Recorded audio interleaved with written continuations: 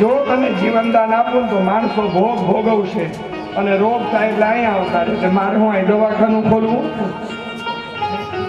પણ હે ચંદ્રમા, તે મારી આરાધના કરી છે ને, મારી ભક્તિ કરી ને, જા તને વરદાન આપું છું કે તને મરવા નહીં દઉં. અને જ્યાં આટલા શબ્દ નીકળ્યા ત્યાં તો ચંદ્રમાના શરીરમાં બીજ ફૂટ્યું છે.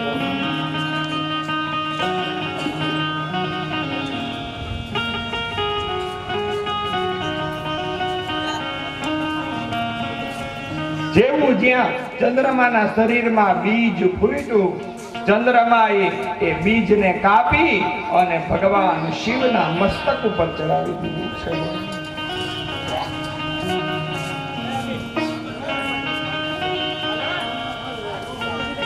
ભગવાન શિવ કહેલા ચંદ્રમા, કોઈ ભગત બિલ્લીના પાન ચડાવે, કોઈ ફૂલ ચડાવે, કોઈ દૂધ ચડાવે, કોઈ ભસ્મ ચડાવે, પણ તે તો તારું અંગ ચડાવી દીધું મને.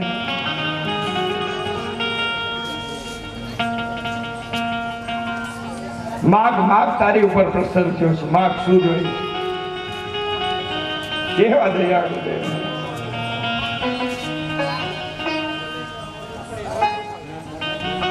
પ્રભુ, આ ભૂમિને એક એવી ભૂમિ બનાવો કે માણસો ભોગ ભોગવે એની પેલા આ ચરિત્રોને સાંભળશે ને તો પણ એના હૃદયની અંદર વૈરાગ જાગે. એવું એક મહાન તીર્થ સ્થાન બનાવો. ભગવાન શિવે પોતાની આત્મ જ્યોતિર્માંથી એક લિંગ કાઢીને પૂછે, લ્યો ચંદ્રમાં આ લિંગ, એની સ્થાપના કરો. પ્રભુ આનું નામ શું પાડો? બોલે તારા નામ ઉપરથી જ નામ પાડ. અને ચંદ્રમાનું એક નામ છે સોમ, અને નામ પડ્યું સોમનાથ મહાદેવ કી જય. પેલું જ્યોતિર્લિંગ સ્થપાણું હોય ને ભાઈઓ બહેનો, તો એ આપણી સૌરાષ્ટ્રમાં સ્થપાણું છે.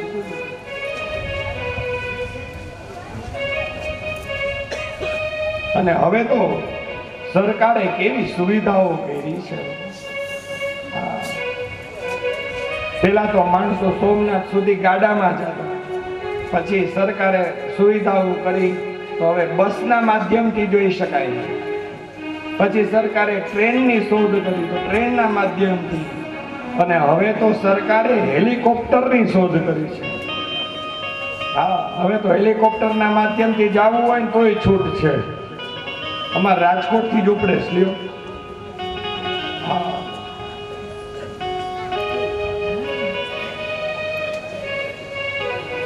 તમે બપોર થતા દર્શન કરીને પાછા આવતા રહ્યો.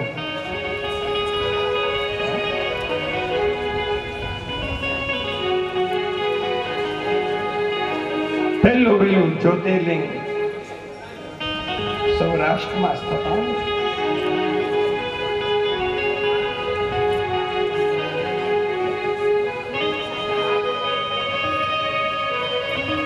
તે કશ્યપના 13 પત્ની છે. દીતિ, અદિતિ, ધનુ, કાષ્ટા, સુરસા, ક્રોધવસા, તામરા. એમાં દીતિના જે સંતાનો થયા દૈત્યો, અને એને કુલગુરુ તરીકે શુક્રાચાર્ય મહારાજને પ્રસ્થાપિત કર્યા છે. અને કશ્યપ અને અદિતિથી જે દીકરાઓ થયા બધા દેવો, એને ભગવાન બૃહસ્પતિજીને ગુરુ તરીકે પ્રસ્થાપિત કર્યા છે.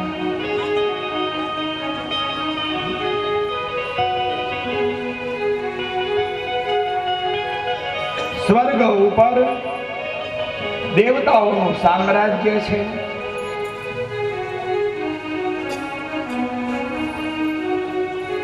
સ્વર્ગનો એક નિયમ છે કે બૃહસ્પતિજી આવે એટલે બૃહસ્પતિજીની આગતા સ્વાગતા કરી એને સુંદર સિંહાસન ઉપર બેસાડવા, એની તિલક કરી, એને હાર પહેરાવી, એની પૂજા અર્ચના કરવી. અને બૃહસ્પતિજીનો આદેશ થાય પછી રંભા આદિ દેવાંગનાઓ અપ્સરાઓ એ નૃત્યાંગનાઓ નૃત્ય કરે અને બધા દેવતાઓ મદિરા પાન કરે, સોમવલીનું પાન કરે. આ પાછળના ભાગમાં બહુ અવાજ થાય છે, જેને વાતો ઓછી કરે. દિવેશભાઈ જરા કહી દો ને. પાછળ ભાઈ વાતો ન કરો, કથા મંડપની પાછળ બધા અહીં આગળ કથામાં આવતા રહ્યો બધા. દેવતાઓને સોમવલીનું પાન કરે છે. રોજનો આ ક્રમ છે. એક દિવસ એવું બન્યું કે બૃહસ્પતિજીને આવવામાં થોડુંક મોડું થયું.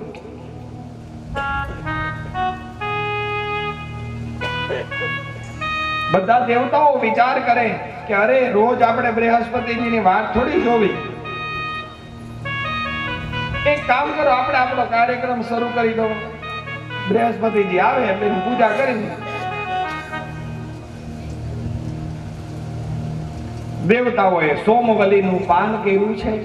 રંભા આદિ દેવાંગનાઓ અપ્સરાઓ છે મંડી છે નૃત્ય કરવા. આખું સંગીતનું વાતાવરણ સ્તબ્ધ થઈ ગયું છે અને એ જ સમયે બૃહસ્પતિજીનું આગમન થયું.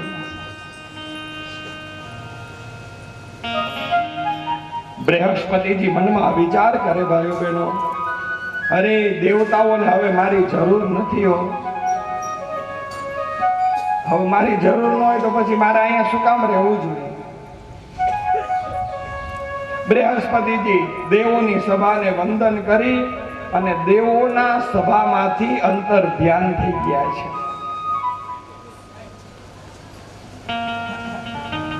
આ દ્રશ્ય રાક્ષસોના કુલગુરુ શુક્રાચાર્ય મહારાજે જોયું છે.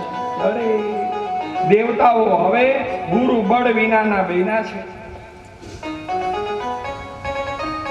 શુક્રાચાર્ય મહારાજ ગયા પાતાળની અંદર. રાક્ષસોને કીધું, હે રાક્ષસો, તમારે સ્વર્ગનું સામ્રાજ્ય જોઈ છે? તો કે હા. તો એક કામ કરો, તમારી પાસે ગુરુ બળ છે અને દેવતાઓ પાસે ગુરુ બળ નથી. આકડે મધ તો જોઈતું છે પણ માખીયું વિનાનું છે, હડપ કરી લો.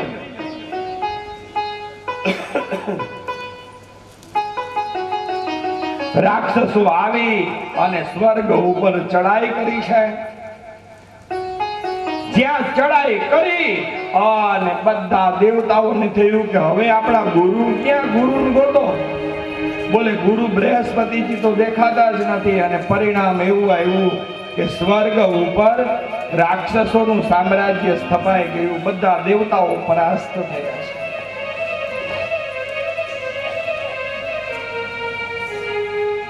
બધા મૂંઝાણા છે, હવે શું કરવું?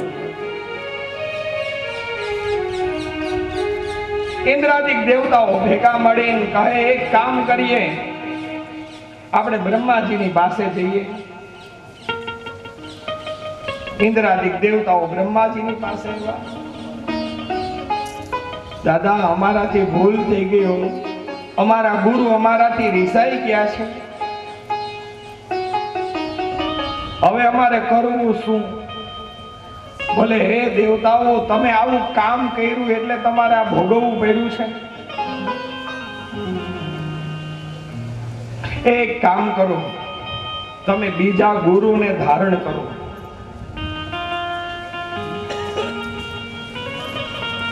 બીજા ગુરુ તો ક્યાં?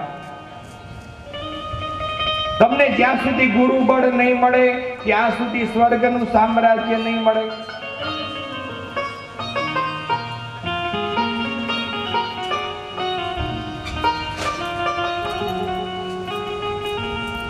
ત્વષ્ટા ઋષિના દીકરા વિશ્વરૂપને દેવગુરુ તરીકે સ્થાપિત કર્યા છે. ગુરુ બદલાયા છે. અને અત્યારે માણસો છે ને હાલતા ગુરુ બદલાવી નાખે. જોજો,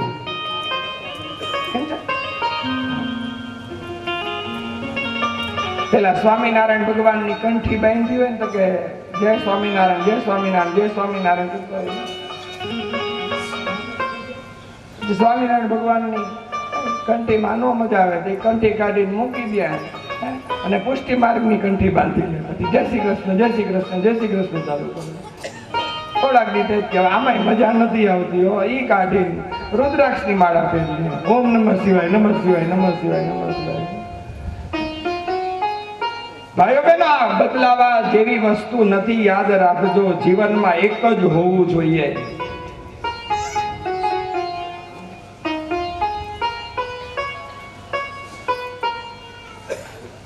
ત્વષ્ટા ઋષિના દીકરા વિશ્વરૂપને દેવગુરુ તરીકે સ્થાપિત કર્યા છે. વિશ્વરૂપને 3 મસ્તક હતા. એક મસ્તકમાં દૈવી વિદ્યા જાણે, એક મસ્તકની અંદર માનવી વિદ્યા જાણે અને એક મસ્તકની અંદર રાક્ષસી વિદ્યા જાણે છે. ત્વષ્ટા ઋષિ કહે કે દેવતાઓ, મારા દીકરાને રહેવા દ્યો, તમે બધા સ્વાર્થી છો. નહીં મહારાજ, અમારી ઉપર સંકટ આવ્યું છે, અમારી ઉપર મુશ્કેલી આવી છે, મદદ કરો. ત્વષ્ટા ઋષિ કહે કે બાપુ, આ દેવતાઓની મદદ આપણે કરવી જોઈએ, એની ઉપર સંકટ આવ્યું છે, ચાલો હું મદદ કરું છું. વિશ્વરૂપે બધા દેવતાઓને નારાયણ કવચનો પાઠ આપ્યો છે.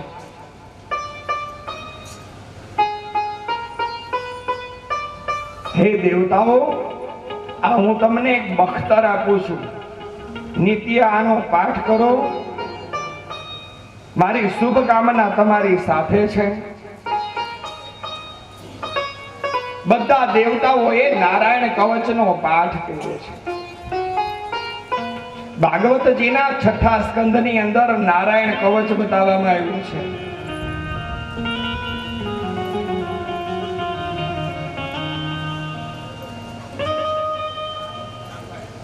અને અત્યારે નારાયણ કવચ છે ને ગુજરાતીમાં મળે છે, વાંચજો.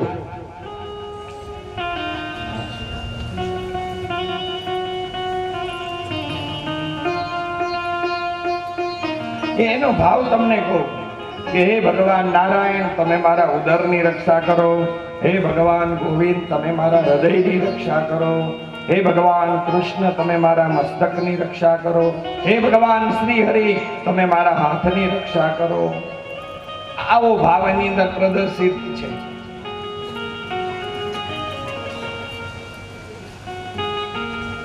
આ જોજો, બધા હરિભક્તો છે ને, સ્વામિનારાયણ સંપ્રદાય હરિભક્તો, એ બધા સુખી સંપન્ન છે. એની પાછળનું કારણ શું?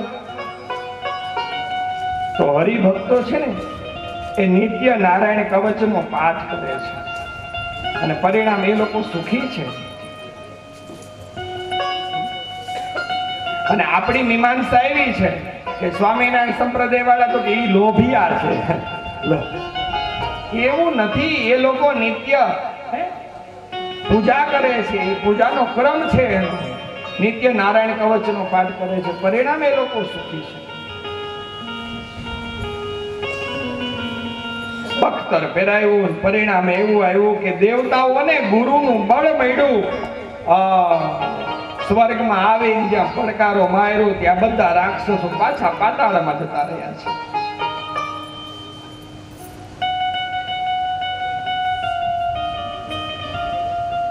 ઇન્દ્ર વિશ્વરૂપને કીધું, હે ગુરુદેવ, તમે એકય એવો યજ્ઞ જાણો છો કે એ યજ્ઞ કરવાથી મારા તમામ શત્રુ હોય ને બધા મૃત્યુ પામે? બોલે હા, એ યજ્ઞ જાણું છું, શત્રુજીત નામનો યજ્ઞ. પણ એ યજ્ઞ કરાય નહીં. એ યજ્ઞ કરવાથી મોટામાં મોટો વિનાશ થાય છે. હવે ઇન્દ્ર કહે, હે ગુરુદેવ, વિનાશ થાય કે ન થાય એ તમારે નથી જોવાનું, તમે હવન જાણો છો ને, અમને હવન કરાવો હાલો.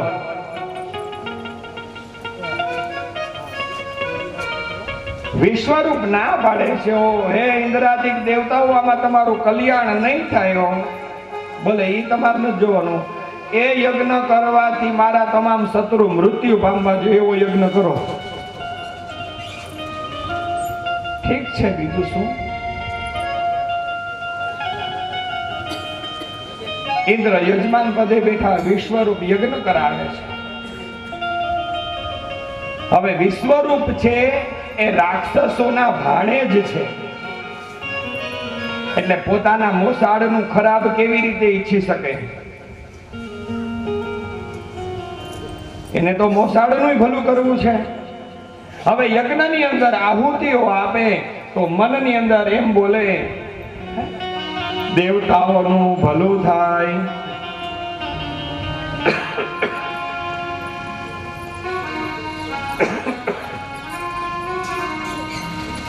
મનમાં પાછું એવું બોલે, રાક્ષસોનું ભલું થાય. સ્વાહા. પોતાના મોસાળનો ખરાબ કેવી રીતે છે?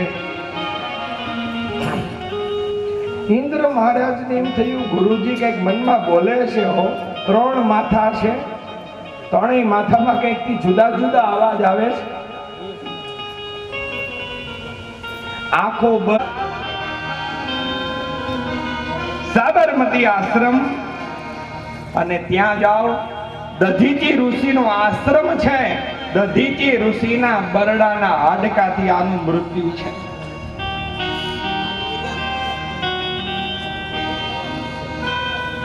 ઇન્દ્રાદિક દેવતા, મહારાજ આપના બરડાનું હાડકું ત્યાં સુધી આપણે સમાજને ઉપયોગી બનીએ. જેવો એનો જીવ પરમાત્માના ચરણમાં અર્પિત કર્યો. બરડાનું હાડકું લઈને ઇન્દ્રાદિક દેવતાઓ આવ્યા છે. એક બાણનો પ્રહાર કર્યો અને વૃત્રાસુરનો એક હાથ કપાણો. બીજા બાણનો પ્રહાર કર્યો, બીજો હાથ કપાણો. હાથમાંથી લોહીની નદીઓ વહેતી થઈ છે. અને હવે અમારો વૃત્રાસુર બોલ્યો, હે ઇન્દ્ર ઉભા રહ્યો. હવે હું જરાક મારા ભગવાનને યાદ કરી લઉં. અને વૃત્રાસુર આંખો બંધ કરી અને ભગવાન શ્રી હરિને યાદ કરે છે. અને અમારા ભાગવતજીની અંદર આને વૃત્રાસુર સ્તુતિ કહે છે. વૃત્રાસુર ભગવાનની સ્તુતિ કરે છે. વૃત ઉવાચ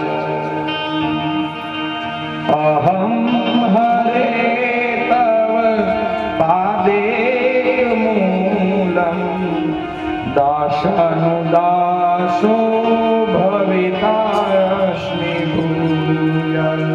શ્રી કૃષ્ણ ગોવિંદ હરે મુરારી.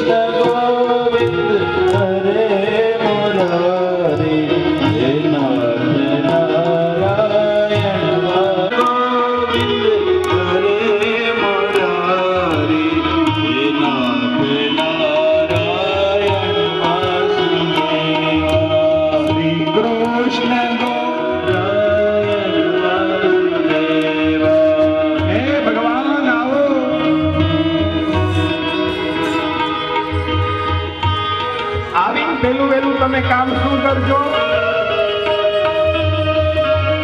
પેલા શ્લોકના પેલા સૂત્રમાં કીધું, હે ભગવાન, આવીને પેલા મારો અહંકાર હરી લો. અહમ હરે હરે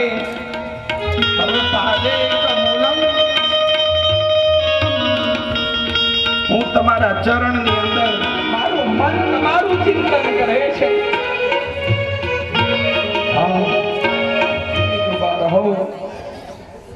વૃત્રાસુરે પાછી આંખ ઉઘાડી છે. ઇન્દ્રને કીધું, હે ઇન્દ્ર, યુદ્ધ કરવા તૈયાર થઈ જા. વિશાળ મુખ ખોલ્યું છે. જે ઐરાવત હાથી ઉપર ઇન્દ્ર બેઠો તો એ ઐરાવત હાથી, ઇન્દ્ર અને વજ્ર બધુંય પોતાના પેટમાં ઉતાર્યું. લ્યો આ તમારો ઇન્દ્ર ગયો મારા પેટ. પણ મહારાજ ઇન્દ્ર યુદ્ધમાં કુશળ છે. ઉદરની અંદર ઉતરી અને વજ્રથી વૃત્રાસુરનું પેટ ચીરવામાં આવ્યું છે. વૃત્રાસુરનો પ્રાણ હતો ભગવાન શ્રી હરિમાં સમાઈ ગયો. વૃત્રાસુર ગતઃ પ્રાણ મૃત્યુ પામ્યો.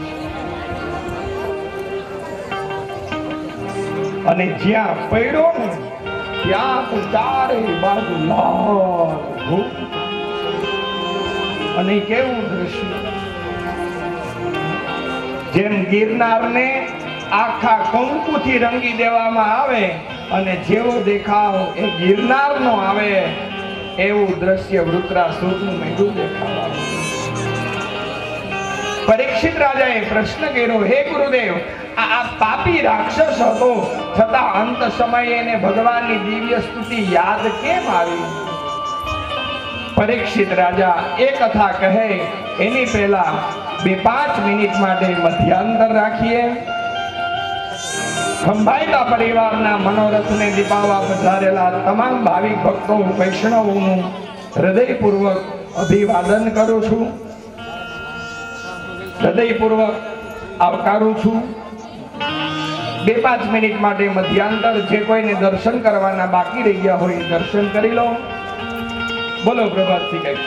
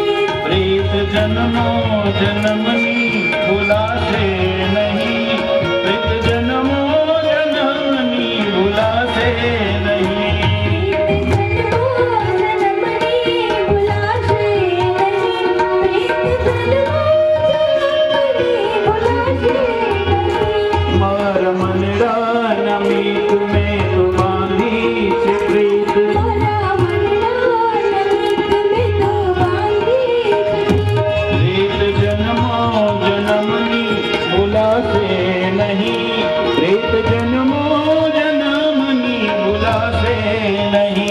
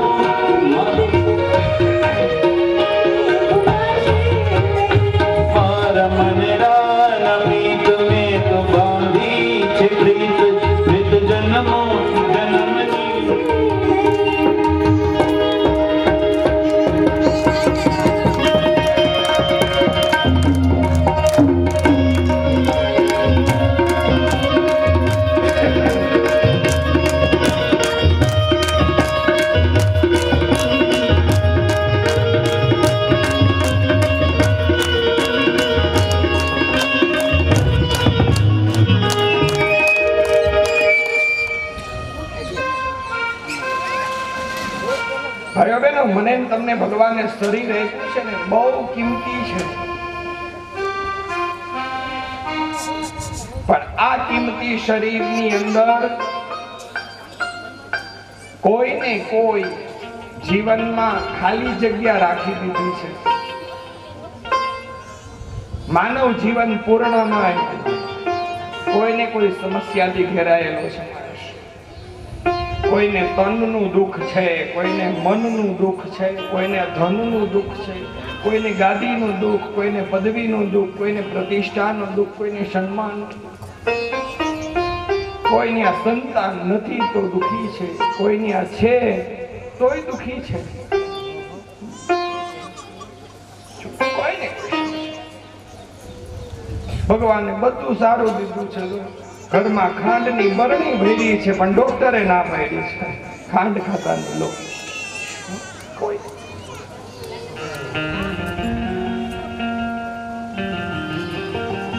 જીવનમાં ભાઈઓ બહેનો ખાલી જગ્યા તો રહેવાની, એને હું તમે ભૌતિક રીતે પૂરવાનો પ્રયાસ કરશું તો નહીં પૂરાય. એક પૂરવા જાશું તો બે પડશે, પણ એને આધ્યાત્મિક દ્રષ્ટિથી એ ખાલી જગ્યાને પૂરી દો.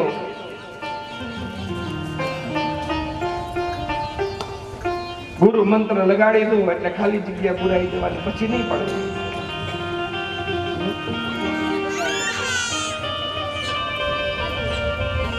પણ હું તમે એને ભૌતિક રીતે પૂરવાનો પ્રયાસ કરતા જ જાય છે, કરતા જ. આમને મારું તમારું જીવન સંતાન નથી, લખી નાખો શ્રી કૃષ્ણ શરણમ મમ, ખાલી જગ્યા પૂરાઈ ગઈ. ભગવાનને સ્વાસ્થ્ય સારું નથી આવ્યું, ખાવા દો બીજું શું, લખી નાખો શ્રી કૃષ્ણ શરણમ મમ.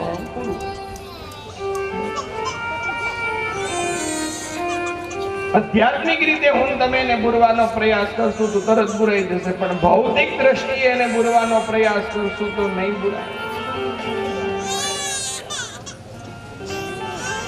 આના જીવનમાં એને સમસ્યા છે કે એને સંતાન નથી. હવે આ ચિત્ર રથ છે એ ભૌતિક દ્રષ્ટિથી પૂરવાનો પ્રયાસ કરે છે. એક દિવસ એવું બન્યું કે ચિત્રરથના દરબારની અંદર દેવર્ષિ નારદ અને અંગીરા ઋષિ પધાર્યા છે. સ્વાગત કર્યું, પધારો મહાત્માઓ. મહારાજ બોલો શું જોઈએ તમારે? બોલે મારા ભાગ્યમાં સંતાન નથી, મને સંતાન આપો. અંગીરા ઋષિએ હાથમાં પાણી લઈ અને ચિત્રરથના મસ્તક ઉપર છાંયલું, હે રાજન, સપ્ત જન્માની નહીં વચો, તારા 7 જન્મ સુધી સંતાન નથી. ઓ મહારાજ, મારા 7 જન્મ સુધી સંતાન નથી. તો કે ના મહારાજ, આપ ત્રિકાળદર્શી લાગો છો. તો કે હા, તો હવે તમે જ સંતાન આપો, નહીતર હું આત્મહત્યા કરીશ.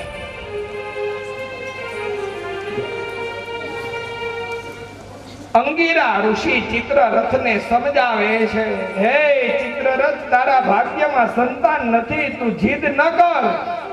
નહીં મહારાજ, સંતાન આપો. ઠીક છે, પણ મારી એક શરત. બોલે તમે જે શરત કહો એ મને મંજૂર છે, પણ સંતાન આપો. ઠીક છે. અંગીરા ઋષિએ પોતાની જોડીમાંથી એક ફળ કાઢીને પૂછે, લે આ તારી પત્નીને આપજે, પણ નામ છે ને એનું હર્ષ શોક એવું રાખજે. ઠીક છે.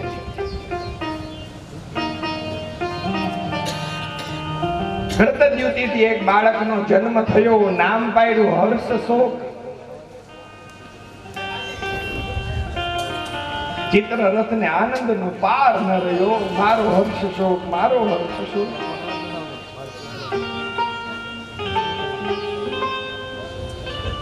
રાજકામમાં પણ ધ્યાન નથી દેતા, પરિવારમાં પણ ધ્યાન નથી દેતા.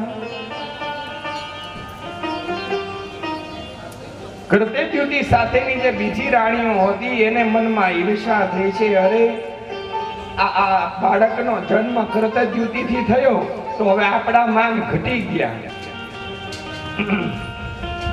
તો હવે શું કરું? તો એક કામ કરો, આ હર્ષ શોકને જ મારી નાખો, એટલે પાછી આપણા જેવી થઈ જાય. હર્ષ શોક પલણામાં સૂતો છે અને એમાં કોઈ સ્ત્રી આવી અને હર્ષ શોકના મોઢામાં વિષ મૂક્યું છે.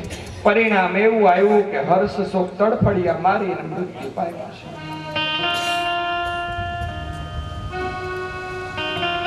ચિત્રરથને ખબર પડી કે હર્ષ શોક મૃત્યુ પામ્યો. દોડીને આવે, મારો હર્ષ શોક, મારો હર્ષ શોક, મારો હર્ષ શોક મરવા માટે નહોતો આવ્યો, મારો હતો.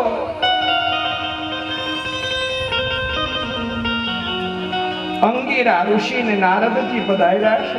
દોડીને પગ પકડ્યા, મહારાજ આ જોવા. બોલે, હે રાજન, મેં તને કીધું તું તારા ભાગ્યમાં સંતાન નથી. ગમે એમ કરો મહારાજ, આને બેઠો કરો. હે રાજન, તારો નથી આવો. બોલે નહીં, તમે હું કહું એમ કરો, બેઠો કરો આને. બોલે આ કોઈ દીકરો નહોતો, આ મારો એક મંત્ર હતો.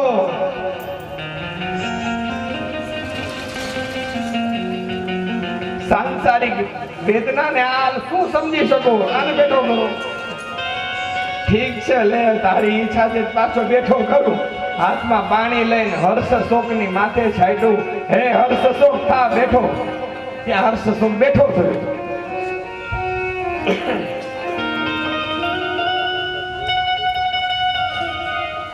ત્યાં તો ઓલો ચિત્રરથ મારો દીકરો કહીને ત્યાં બથ ભરવા જાય, ત્યાં તો હર્ષ શોકે ઉપાડીને પાટું માર્યું છે. હો ચિત્રરથને જાવા દે. શું બાપ બાપને બેટો બેટો કરે છે? અરે ગયા જન્મમાં તું મારો દીકરો હતો, મેં તને કોઈ દી કીધું તું મારો દીકરો છે? દીકરો દીકરો દીકરો ચોટી પડ્યો છે. અને અંદર ઠેસ લાગે ને ભાઈઓ બહેનો, ત્યારે જ માણસ સંભાળતા શીખે છે. અરે જ્ઞાન થયું. ઓહો ભાઈઓ બહેનો, આ સંસારની અંદર કોઈ કોઈનું નથી હો. અંતના સગા કોઈ નથી. બસ આ તો પૂર્વાના કર્માનું બંધ થયા ને એટલે આપણે બધા એકબીજાના ઋણ ચૂકવવા માટે આવ્યા છીએ. અને ઋણ ચૂકવાઈ જાય એટલે પૂરું, હિસાબ કિતાબ પૂરો એટલે બસ જવાનું.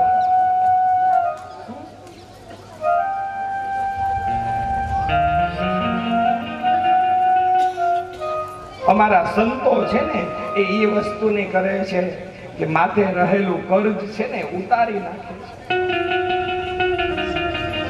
કલ્પના કલ્પના કરી છે ભાઈઓ બહેનો, એક માત્ર ચાની વાટકી આવે ને, એક ચાની વાટકી, એની અંદર કેટલું ઋણ આપણી ઉપર ચડે છે. કલ્પના કરો કે ઈ ચા કોને વાવી હશે, એની પાછળ કેટલા લોકોએ એ ચાનું ધ્યાન રાખ્યું હશે, એને ઉછેરી ઉછેરી ચાને મોટી કરી હશે, એને કેટલા માણસોએ એને ઝાડ ઉપરથી લણવામાં આવી હશે, કેટલા માણસોએ એને સુકાવી હશે, ક્યાંથી એ વેપારી પાસે આવી, ક્યાંથી ગ્રાહક પાસે આવી, કોણે બનાવી, કોને ઉકાળી, અને આપણી આગળ તો વાટકીમાં આવી ને આપણે પી ગયા. કલ્પના કરજો, એક ચાની અંદર કેટલા જણાએ સેવા કરી છે, એ બધાના ઋણ આપણી ઉપર ચડે છે. તો વિચાર તો કરજો કે ગુણ મોઢે, ગુણ મોઢે ઘઉં ખાઈ ગયા, ચોખા ખાઈ ગયા, બાજરા ખાઈ ગયા, તો કેટલા જણાનું ઋણ મારીને તમારી માથે ચડ્યું છે. અને અમારા સંતોએ એ ઋણ ઉતારવાનો જ પ્રયાસ કર્યો છે.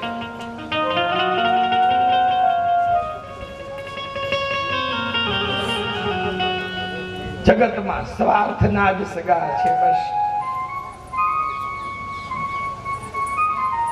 અમે છે ને આ બાબતનું એક નાનકડું દ્રષ્ટાંત આપીએ છીએ.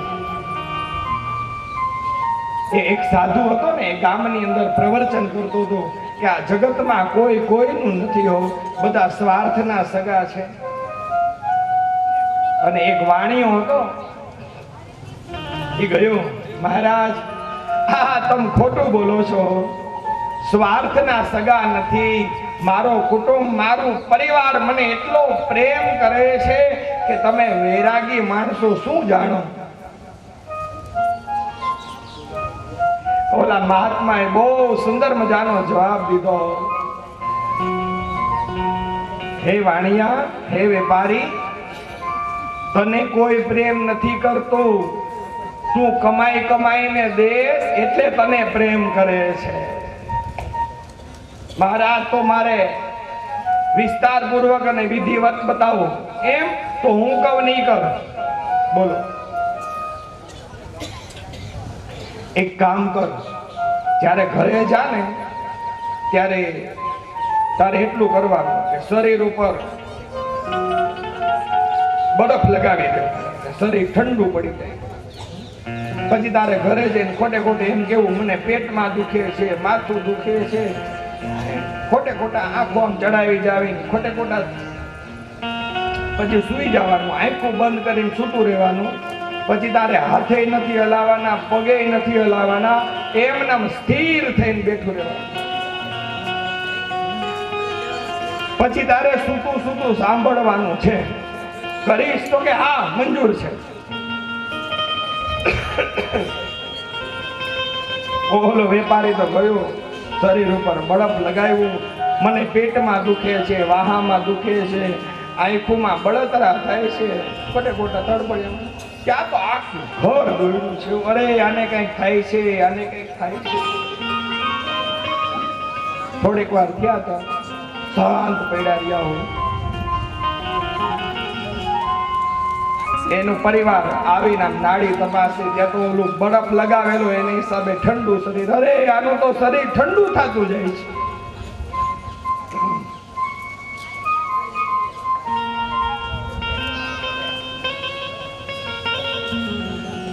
એમાં ઓલા મહાત્માજી આવ્યા છે. દોડી મહાત્માને બોલાવીને કીધું, જુઓ તો આને શું થયું. ત્યાં તો ઓલા મહાત્માજી આમ ખોટે ખોટા હાથમાં હાથ લીધો. અરે આ તો ભગવાનની પ્યારા થઈ ગયા, આનું તો રામ નામ સત્ય થઈ ગયું. ત્યાં તો આખું ઘર માંડ્યું છે રોવાઓ. બાપ રોવા માંડ્યો, માં રોવા માંડી, પત્ની તો માંડી માથા કૂટવા હોય, મને મૂકીને વયા ગયા, મૂકીને વયા ગયા. ગમે એમ કરો મહાત્મા, આને બેઠા કરો. મહાત્માજી કે હું એક વિધિ જાણું છું, જીવ ટ્રાન્સફર કરવાની વિધિ મને આવડે છે. એક દૂધનો લોટો લ્યો, દૂધનો લોટો લીધો, ખોટે ખોટે વેપારી માથેથી ઉતાર્યો. લ્યો આ દૂધનો લોટો અભિમંત્રિત કરી દીધો છે. જે આ દૂધ પીશે એનો જીવ શરીરમાંથી નીકળીને આની અંદર આવશે ને આ બેઠો થાય ને ઓલો ગુજરી જાય. ને બાપને કીધું લે પી જા. ત્યાં તો એનો બાપ એક ડગલું પાછળ વયો ગયો. ભાઈ આ મારું કામ નહીં હો. મોટાના લગ્ન ત્યાં હજી નાનો બાકી છે એને ક્યાં ધંધો કરતા આવડે છે. મારે હજી એને ધંધો શીખડાવવાનો છે. હજી મારે કેટલી લેણી રકમ છે બધી ઉઘરાવવાની છે. મારું કામ નહીં હો.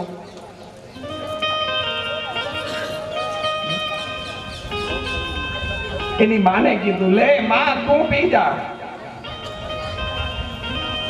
તેની માં બે ડગલા પાછળ વહી ગઈ. મહાત્માજી મને માફ કરો, મારું કામ નહીં આવે. એની પત્નીને કીધું લે બેન તું પી જા. તારા તો માથાનો સિંદૂર હતો ને, તારા તો શેથાનો સિંદૂર હતો, તું પી જા. સપ્તપદીમાં પ્રતિજ્ઞા કરી હતી કે આપણે હાયરે જાશું. તો તારો જીવ આની અંદર ટ્રાન્સફર કરી દે. ત્યાં તો એની ઘરવાળી કોઈ કોઈનો નથી રે, કોઈ કોઈનો નથી રે, કોઈ કોઈનો નથી રે, કોઈ કોઈનો નથી રે, કોઈ કોઈનો નથી રે. એટલે માતાઓને નમ્ર વિનંતી છે કે આ ઘરે જઈને ગાતા નહીં.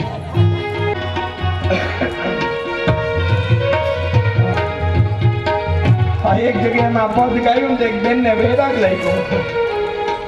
જ આખું બગડી ગયું છે.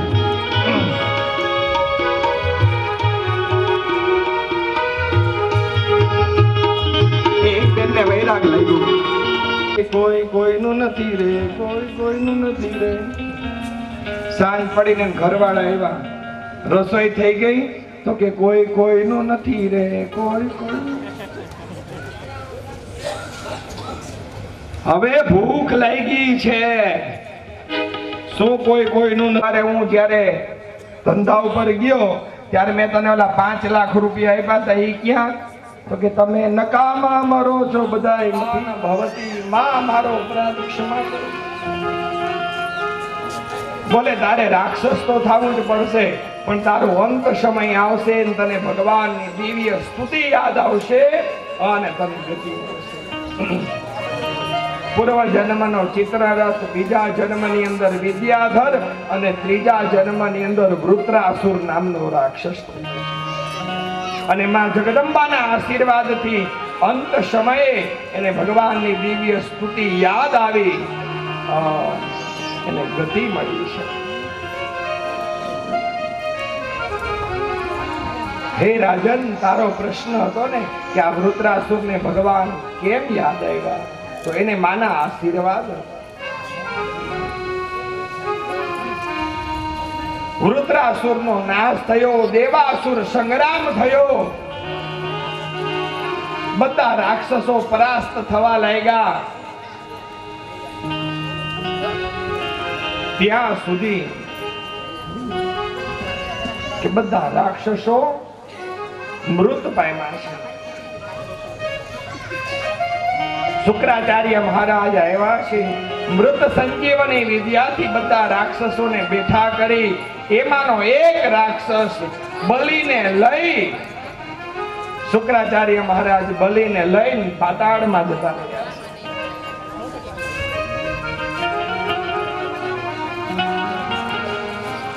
સ્વર્ગની અંદર દેવતાઓનું સામ્રાજ્ય સ્થપાણું છે.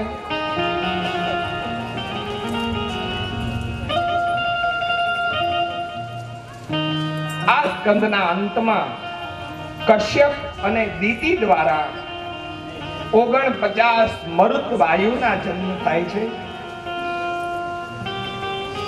દિતિએ પુષવન નામનું વ્રત કર્યું છે.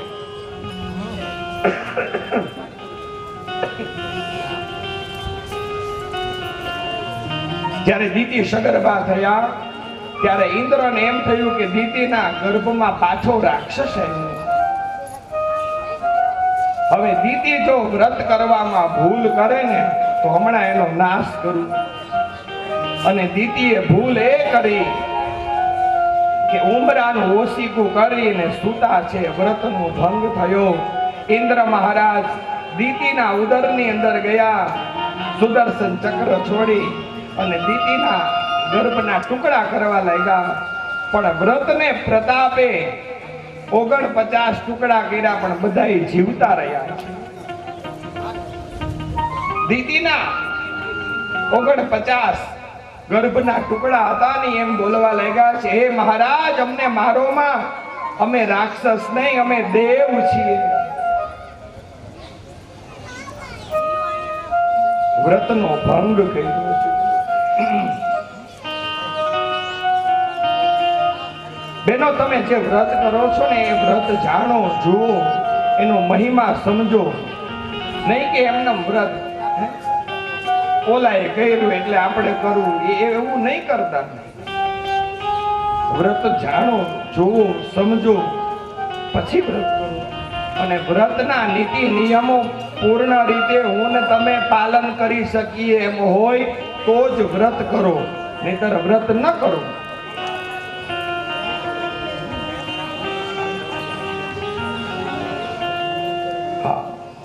અત્યારે તો ઘણા વાર રહીએ, પૂછે શું તો કે આજે મારે તો ગુરુવાર છે. તો કે હા સારું રહ્યો, ભગવાનની દયાથી વાર રહ્યો છું. રાતના 12:30 વાગે કે હવે શુક્રવાર થઈ ગયો, મગાવો ગાંઠિયા.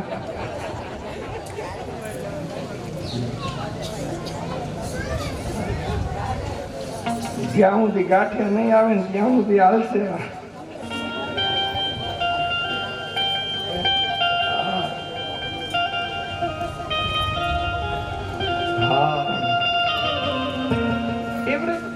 વ્રતનો નિયમ છે, સૂર્ય ઉદયથી વ્રત આરંભ થાય ને બીજા દિવસનો સૂર્ય ઉદય થાય ને ત્યારે જ વ્રત પરિપૂર્ણ.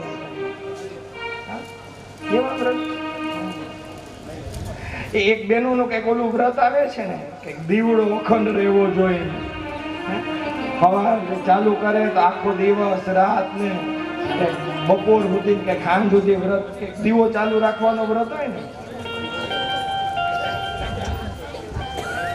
મને નથી ખબર, પણ મારે ઘરે વ્રત કર્યો ને દીવાનું, ત્યાં તો આમ દીવાની સામે બેઠા રહ્યા આમને. મને કે મારે વ્રત છે.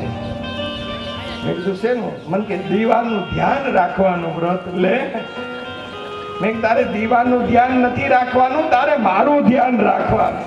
દીવાનું ધ્યાન મેં કીધું આ દીવો ચાલુ રાખ અને એમાં દીવો ઓલવાઈ જાય તો વ્રત ભંગ થઈ જાય. ત્યાં તો ઊભી થઈને રોવા મીંડા. એવું ન બોલો. કા કે દીવો રામ થઈ જાય તો તમે, અરે તારી ભલી થાય તો એની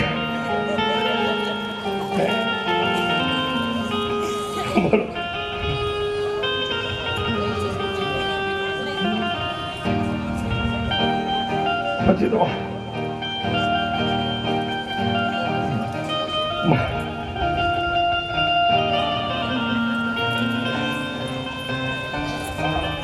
એવું બોલી તો મને બીક લાગી, મેં પંખા બંધ કરી દીધા. સમજતું હું શું કહેવા માંગુ છું? આનંદ અને વિનોદ કરાવતા કરાવતા કથા એ બતાવવા માંગુ છું ભાઈઓ બહેનો, મારી કથા આપના હૃદયની અંદર રહેલા ઠાકોરજીને શ્રવણ કરાવું છું. આપના હૃદય સુધી પહોંચાડવાનો મારો એક હેતુ છે. જે વ્રત કરો એ તમે જાણો, જુઓ, સમજો. નહીં કે અમારા પાડોશી કર્યું ને એટલે અમારે કરવું, એવું નહીં.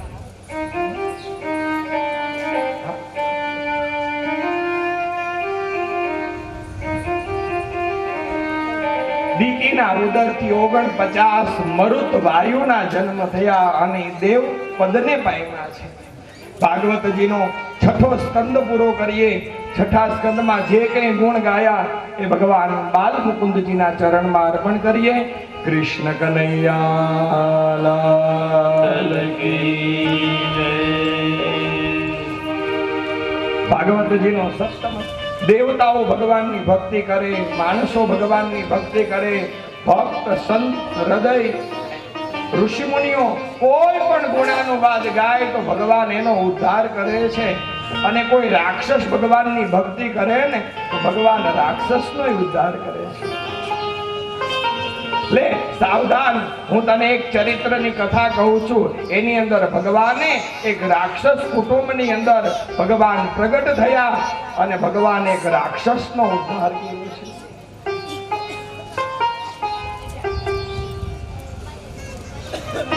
આખા ભાગવતની અંદર સુખદેવજી મહારાજ એવું ક્યાંય બોલ્યા નથી કે આ કથા હું તને કહું. મેં ઓલું જોયું તું ઈ તને કહું, મેં ઓલા ઋષિ મુનિ પાસેથી સાંભળ્યું તું ઈ હું તને કહું, ઓલાએ મને આવું કીધું તું ઈ હું તને કહું. એટલે સાતમા સ્કંદના ગુરુ એ નારદજી છે. હે રાજન,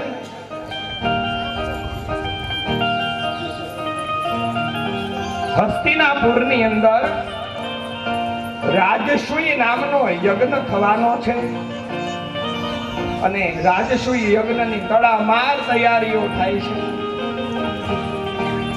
ધીમું રાખો. તડામાર તૈયારીઓ થાય.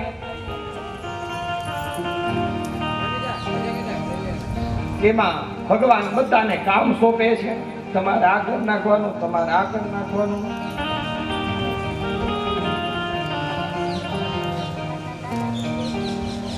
એમાં ભીમે ભગવાનને કીધું, હે ભગવાન, આ આવડા મોટા યજ્ઞની અંદર તમે બધાને કામ ચીંધો છો તો ભગવાન તમારે કઈ કરવાનું કે નહીં કરવાનું? ભગવાન શું બોલ્યા જોજો. મેં તમને પહેલા દિવસની અંદર કથામાં કીધું હતું કે મોટપમાં મજા નથી, મજા એ નાનપમાં.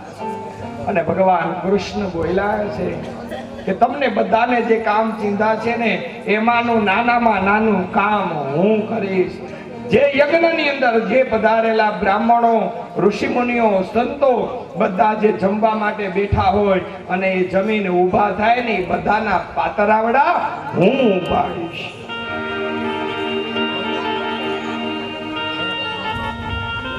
અને ભગવાનની આ મીમાંસા જોઈ રાજસૂય યજ્ઞની અંદર અગ્ર પૂજા કરવાની વાત થઈ કે ભાઈ આપણે અગ્ર પૂજા કરવી હોય તો કોની કરવી? બધા કહે હંમેશા જે નાનપમાં રહેતો હોય ને એની પૂજા કરાય. તો નાનપમાં કોણ રહ્યો અત્યારે? તો કે કૃષ્ણ. કૃષ્ણની પૂજા કરો. એક મત પડ્યો પેટીમાં.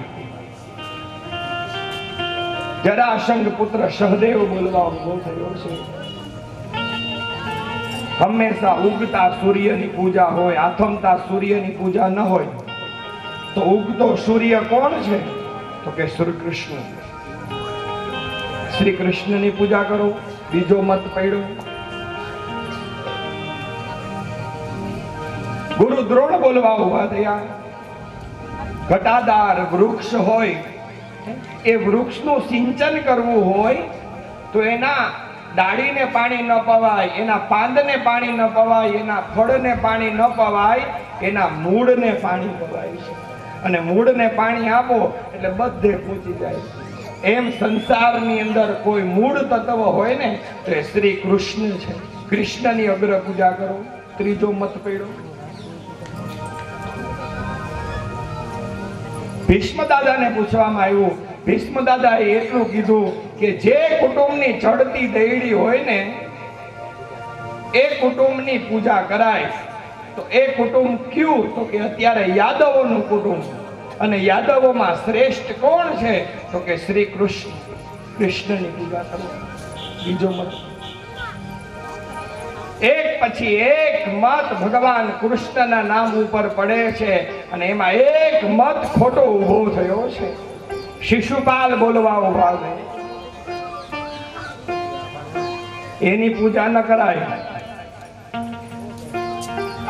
હવે એ ગોપીઓના માખણ ચોરીને ખાનારો, ગોપીઓના કપડા ખેંચનારો, એની પૂજા હોય? એને શું ખબર પડે રાજનું કામ કેમ થાય? અરે પૂજા કરવી હોય તો દુર્યોધનની કરો, દુશાસનની કરો, અને કોઈ ન મળે તો મારી પૂજા કરો, પણ એની નહીં. એક પછી એક ગાળ ભગવાનને આપે છે અને ભગવાન સહન કરે છે.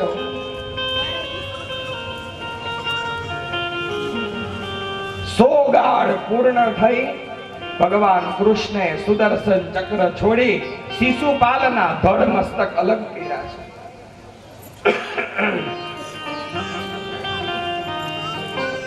એક પછી એક ગાળ આપતો હતો ને, બધા રાજસુ યજ્ઞમાં બધા વિચાર કરતા હતા કે આ ફૂગો ફૂલાણો છે ને હમણાં ફૂટશે, અને ફૂટ્યો. બધાને અચંબો થયો.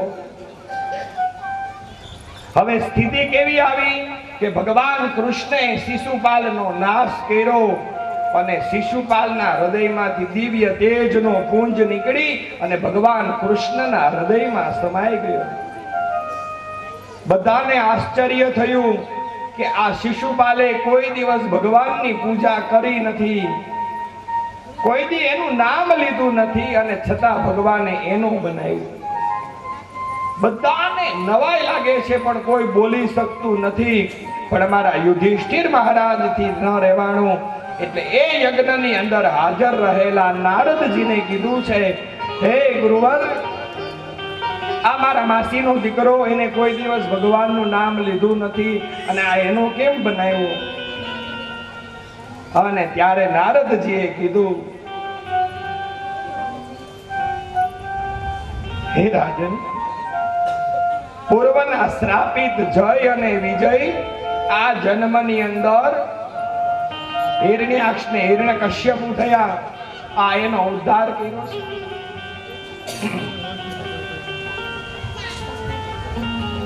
જય વિજયને જે શ્રાપ લાગ્યા છે, 3 જન્મ સુધી રાક્ષસ થવું, તેમાં પહેલા જન્મની અંદર હિરણ્યાક્ષ ને હિરણ્યકશ્યપુ થયા, બીજા જન્મની અંદર રાવણ અને કુંભકર્ણ થયા, અને ત્રીજા જન્મની અંદર શિશુપાલ અને દંતવક્ર થયા. આ શિશુપાલને માર્યો, દંતવક્ર બાકી છે તો દંતવક્રને કાઢી દેશે. અને ત્યારે યુધિષ્ઠિરજીએ કીધું છે, હે મહારાજ, હે ગુરુવર, મને વરાહ ચરિત્રની કથા તો ખબર છે, પણ હે મહારાજ, મને પ્રહલાદ ચરિત્રની કથા કહો, ઋષિ પ્રાગટ્યની કથા કહો. અને નારદજીએ એ રાજસૂય યજ્ઞની અંદર યુધિષ્ઠિરજીને પ્રહલાદ ચરિત્રની કથા કીધી છે. અને સુખદેવજી મહારાજ કહે કે એ સભામાં હું હાજર હતો અને એ કથા હું તને કહું છું, લે સાવધાન. પ્રહલાદ ચરિત્રની કથા આપ બધા જાણો છો, પણ હું કંઈક તમને વિષયાભિમુખ કરાવવા માંગુ છું.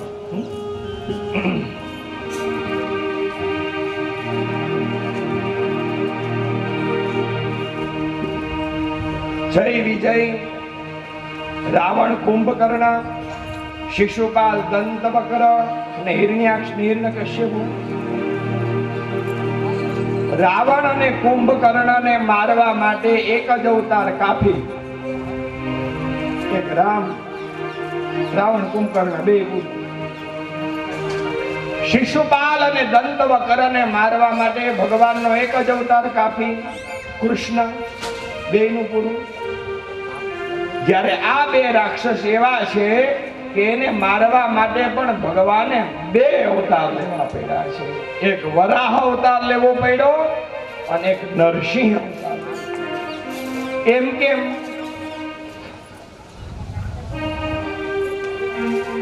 અમારા સંતોના મત કહું તમને. રાવણ અને કુંભકર્ણ છે એ કામનું પ્રતીક છે. કામની પ્રવૃત્તિ શું? તો કે ખાઈ પીને સૂઈ જવું અને પર સ્ત્રીના બાવડા પકડવા, આ કામની પ્રવૃત્તિ. તો કામને કોણ મારે? તો કે રામ. જહાં રામ તહાં નહીં કામ, જહાં કામ તહાં નહીં રામ. શિશુપાલ અને દંત વક્ર એટલે ક્રોધનું પ્રતીક છે. શિશુપાલ આપણા જ સંતાનોનું પાલન પોષણ કરવું, બીજાના ભલે ભૂખે મરે. અને દંત વક્ર, દંત એટલે દાંત અને વક્ર એટલે વાકું. વાત વાતમાં વાકું બોલે, વાત વાતમાં વાકું બોલે. વાત વાતમાં મીઠું બોલાય પણ વાકું થોડું બોલાય. મિત ભાષી બનાય પણ વાત વાતમાં વાકું બોલવું. દંત વક્ર. આપણે પૂછીએ કાં કથામાં ગયા હતા? ના ના, ચૂલામાં ગયો તો. લે એલા ભાઈ, અમે તમને સરળતાથી પૂછ્યું કે તમે કથામાં ગયા હતા, તોય વાકું.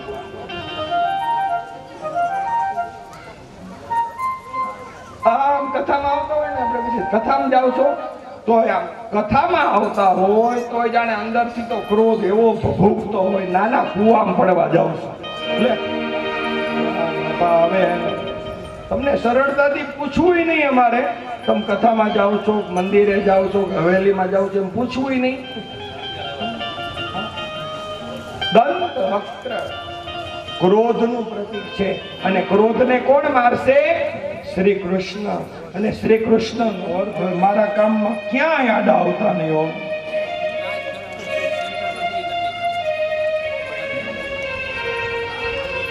બ્રહ્માજી કે મને ખબર જ છે, પયપાના ભુજંગાનામ કેવલમ સ્વર્ગમાં ગયા, પડકારો માર્યો, 3 લોકનું રાજ જીતી લીધું.